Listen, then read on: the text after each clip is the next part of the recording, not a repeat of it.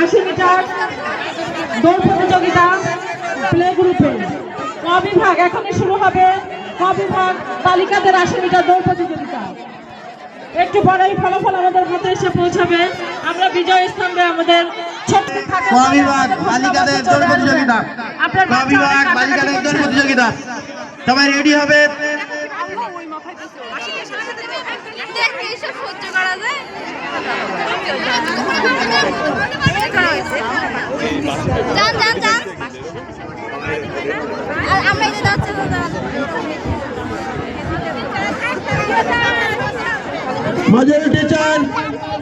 আমরা দেখতে পাচ্ছি